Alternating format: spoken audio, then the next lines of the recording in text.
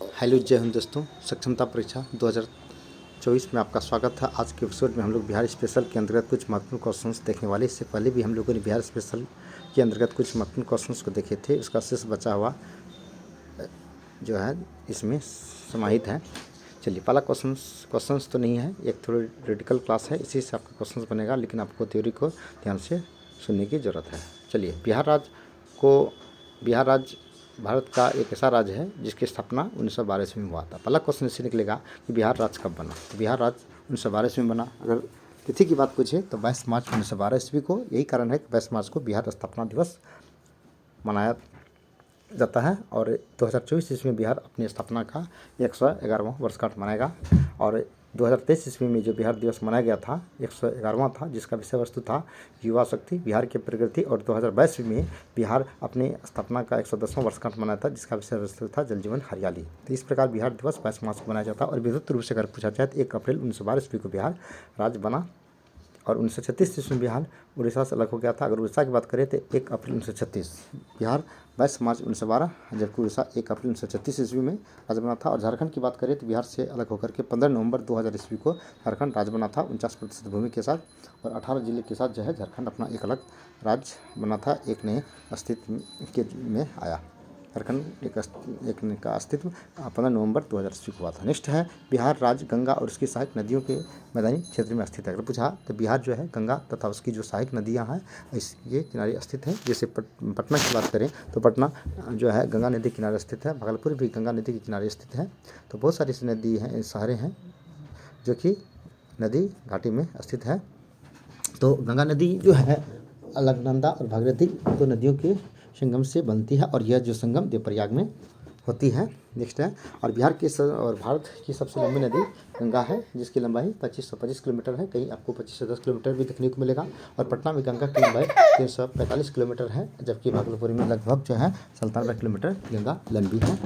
चलिए, नेक्स्ट है कि भौगोलिक क्षेत्रफल का 93.60 लाख हेक्टेयर के लगभग है यहाँ बिहार का, यानी इसका जो क्षेत्रफल है 93.60 लाख हेक्टेयर में फैला हुआ है।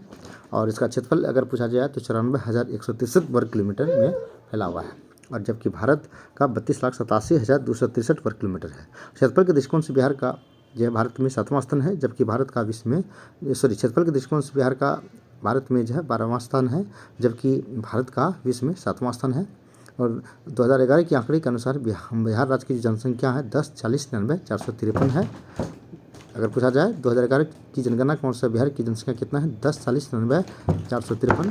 और पुरुष का 5,42,78,336 है। बाद बाकी शेष जो माइनस करके जो बचेगा वो महिला का है। और यह भारत की कुल जनसंख्या का 8.6% है। अगर पूछा जाए तो यानी बिहार की जनसंख्या भारत की कुल जनसंख्या का कितना परसेंट है 8.60% है। जबकि भारत की जो जनसंख्या है वर्ल्ड की कुल जनसंख्या का 17.5% है। ठीक है ना। तो बिहार राज्य का जो जनसंख्या घनत्व है 1106 व्यक्ति प्रति वर्ग किलोमीटर है। और क्वेश्चन पूछा जाता है बिहार के यानी भारत के किस राज्य की जनसंख्या घनत्व सर्वाधिक है, तो इस प्रश्न का जवाब होगा बिहार 1106 व्यक्ति प्रति वर्ग किलोमीटर है। और बिहार में सबसे ज़्यादा जनसंख्या घनत्व आपका शिवहर जिले का है, जहाँ की 1882 व्यक्ति प्रति वर्ग किलोमीटर निवास करते हैं। जबकि सबसे कम जनसंख्या घनत्व आपका कैमूर का है 488 व्यक्ति प्रति वर्ग किलोमीटर। जबकि भारत की जनसंख्या का घनत्व अगर पूछा जाए तो 382 2011 की जनगणना के अनुसार 382 व्यक्ति प्रति वर्ग किलोमीटर है। और बिहार में जनसंख्या घनत्व सर्वाधिक है 1106 व्यक्ति प्रति वर्ग किलोमीटर। और सबसे कम जनसंख्या अरुणाचल प्रदेश का है मात्र 17 व्यक्ति प्रति वर्ग किलोमीटर। चलिए, नेक्स्ट जनसंख्या घनत्व के मामले में बिहार राज्य का जो है भारत में प्रथम स्थान है। और बिहार में अनुमंडल की संख्या, जैसे प्रमंडल की संख्या अगर पूछा जाए तो 9 प्रमंडल है, जिसमें तिरहुत है, भागलपुर है, सारण है, पटना है, कोसी है, मुंगेर है, पूर्णिया है, मगध है, दरभंगा है। इसे एक वर्ड में आप याद कर सकते हैं पम, कोपू, मुंद, भाषा, ती, और अलग अलग आप इसको बना सकते हैं। और बिहार की भौगोलिक स्थिति की बात करें तो भारत में मध्य तथा निम्न गंगा बेसिन में उत्तरी अक्षांश से 24 डिग्री 20 मिनट 18 सेकेंड से लेकर के उत्तरी अक्षांश तक 27 डिग्री 31 मिनट 15 सेकंड। और पूर्वी देशांतर में 83 डिग्री 19 मिनट और 50 सेकंड। और 88 से लेकर के 88 डिग्री 17 मिनट और 40 सेकंड के बीच पूर्वी देशांतर के बीच स्थित है। और बिहार की सीमावर्ती राज्य झारखंड, उत्तर प्रदेश, पश्चिमी बंगाल है। और बिहार की जलवायु उपोष्ण कटिबंधीय जलवायु है। पूछा जाए बिहार की जलवायु कैसा है तो उपोष्ण कटिबंध और जो है अधिक जनसंख्या वाला जनसंख्या का जो घनत्व पटना जिला में है, सबसे कम जनसंख्या घनत्व आपका गोपालगंज है। गोपालगंज में आपका सबसे ज़्यादा लिंगानुपात है, जहाँ की 1021 महिला प्रति 1000 पुरुष है, जबकि सबसे कम जनसंख्या घनत्व आपका मुंगेर में 876 व्यक्ति प्रति वर्ग किलोमीटर।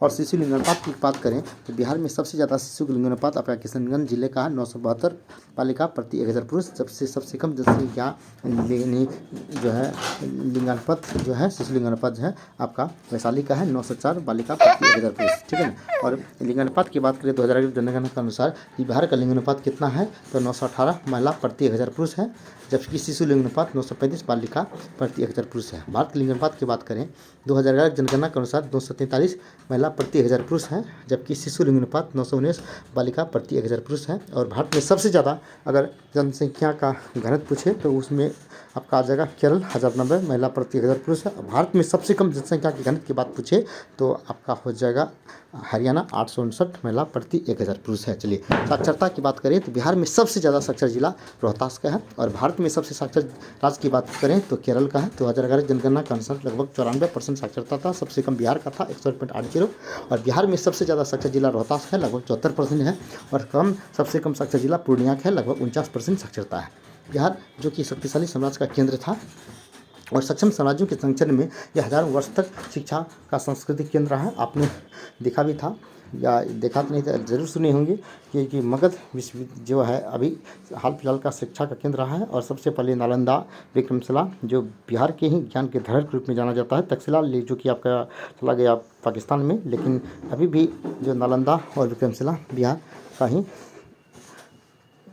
केंद्र है। और शब्द बिहार जो है बिहार से बना है, जिसका अर्थ होता है बौद्ध भिक्षुओं के आराम करने का स्थान, जिसकी सर्वाधिक संख्या बिहार में ही था, इससे इसका नाम बिहार पड़ गया था। परंतु 12वीं शताब्दी के मुस्लिम शासकों ने इस स्थान को बिहार करना शुरू कर दिया था। नेक्स्ट है बिहार की प्रारंभिक राजधानी पाटलिपुत्र थी, इसकी स्थापना हर्यक वंश के शासक उदयन के द्वारा किया गया था। और बिहार राज्य का सर्वप्रथम विवरण शतपथ ब्राह्मण में मिला है। और महावीर की बात करें, भगवान महावीर जो जैन धर्म के 24वें और अंतिम तीर्थंकर थे, उसका जन्म 540 ईसा पूर्व वैशाली के कुंडग्राम में हुआ था, जबकि मृत्यु पवापुरी गया में हुआ था।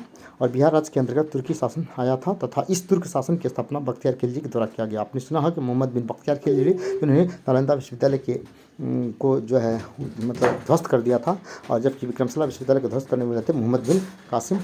चलिए, और नालंदा विश्वविद्यालय की स्थापना कुमारगुप्त ने किया था 450 ईसा पूर्व में, और ध्वस्त किया था मोहम्मद बिन बख्तियार खिलजी। विक्रमशिला विश्वविद्यालय की बात करें, इसकी स्थापना धर्मपाल ने किया था, जबकि इसका जो विनाश किया था मोहम्मद बिन कासिम ने किया था। और कहा जाता है इसमें ऐसा आग लगाया था 6 महीना तक केवल धुआं ही धुआं निकलता था। इस प्रकार ज्ञान के इस धरोहर को नष्ट कर दिया था। बिहार में नील की खेती करके यानी विरुद्ध किसान के जो समर्थन में आंदोलन किया था गांधी जी, और किसान के जो मुख्य नेता थे राजकुमार शुक्ल, ठीक है, रामचंद्र शुक्ल लिखा गया, राजकुमार शुक्ल, जिन्होंने गांधी जी को बुलाया था।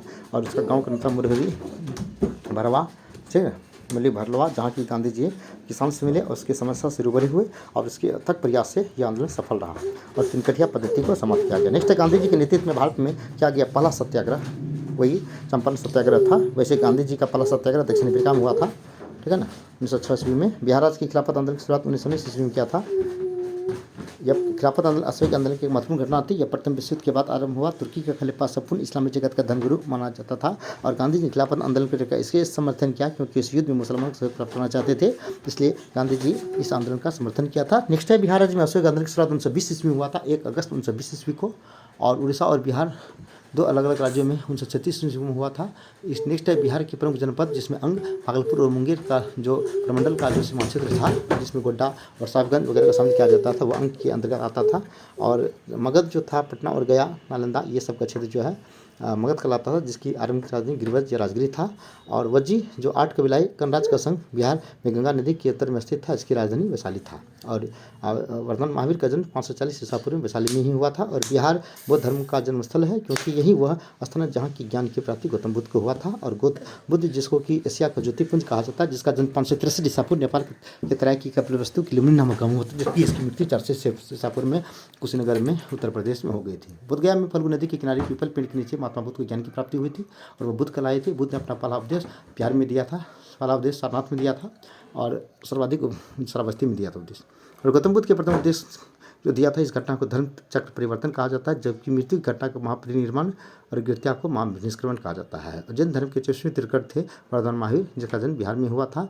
अब है बिहार के प्रमुख झीलें और कांवर झील, जो उसको कि बिहार का पहला रामसर स्थल है, जो कि बेगूसराय जिले में है और 16 वर्ग किलोमीटर फैला हुआ है। नेक्स्ट बिहार राज्य के दरभंगा में स्थित जो कुशेश्वर सिंह पक्षी अभयारण्य है, और साथ ही साथ अत्यधिक मात्रा में पक्षियाँ यहाँ निवास करते हैं, इसलिए 1972 ईस्वी में इस झील का पक्षी अभयारण्य के रूप में घोषित कर दिया गया। नेक्स्ट बिहार राज्य के कटिहार जिले में गंगा नदी के किनारे स्थित घोघा झील है, जो कि 5 वर्ग किलोमीटर में यह फैला हुआ है और यह बहुत तरह की बाढ़ की समस्या लगभग गुजरा है। और कोसी नदी को बिहार का शोक कहा जाता है, जबकि दामोदर नदी को बंगाल का शोक कहा जाता है। और बिहार राज्य के सरसा जिले के सिमरी बख्तियारपुर के क्षेत्र में स्थित इस झील का निर्माण कई छोटी छोटी झीलों के निर्माण से हुआ था। और अनुपम झील आपको पता होना चाहिए कि ये अनुपम झील बिहार में ही है और भभुआ शहर में के पास कैमूर वन्यजीव अभयारण्य में है। ये थे बिहार के प्रमुख। अब बिहार के लोकगीत के बारे में है, चलिए देख लीजिए। भगवा, चेता, कजरी, हिंडोला, चतुर्मासा, बारहमासा, ये सब ऋतुगत है। और करवा और दादरा किला में ठुमरी चली में कजरी को गाया जाता है। यह गीत मिथिला क्षेत्र में मलार नाम से प्रसिद्ध है और वर्षाकालीन गीत में से सावन, झूला, मिंडला इसमें जाया जाता है। और बिहार के प्रमुख त्यौहार चलिए छठ पूजा है, मकर संक्रांति है, बुद्ध जयंती है, समाज के बाद ब्यूला यह है। और बिहार के प्रसिद्ध मेले की बात करें तो सोनपुर मेला, जिसे दुनिया का सबसे बड़ा प्रसिद्ध मेला के रूप में जाना जाता है, राजगीर में भी लगता है। मधुश्रावणी थी। ये थे कुछ महत्वपूर्ण क्वेश्चन जो बिहार लेवल के थे, और बाद बाकी आप जो है खुद इसको शुरू से लेकर एंड तक दे सकते हैं। चलिए, इसमें बहुत सारी क्वेश्चंस आपका तैयार हो सकता है, बशर्ते कि आपको कॉपी कलम लेकर बैठना होगा और इसे क्वेश्चन निकाल करके खुद तैयार करना होगा और आपको रिवीजन करना होगा, ताकि आपके यह जो सक्षमता परीक्षा अब जो है कोई इजी मेथड में जितना कहा गया था कि एक मामूली सी छोटी परीक्षा होगी और इस परीक्षा को कंडक्ट करके हम राजकर्मी में घोषित कर देंगे, लेकिन ऐसा कुछ नहीं है, क्योंकि आप TRE 1 TRE 2 लेवल की ही सिलेबस लेके, जो कि SCRT NCERT बेस्ट होगा और आप लोगों को डीपली पढ़ने की ज़रूरत होती है। और पहले भी कहा गया था कि सतही ज्ञान से कुछ नहीं होगा, इसके लिए आपको डीपली नॉलेज लेने की ज़रूरत है। इसके लिए आपको थ्योरेटिकल ऑप्शंस पढ़ना होगा, केवल ऑब्जेक्टिव क्वेश्चंस पढ़ने से कुछ नहीं होने वाला है और आपको खुद क्वेश्चंस निकाल करके इसको रिवीजन करना होगा। चलिए, धन्यवाद हमारी वीडियो देखने के लिए। Thank you.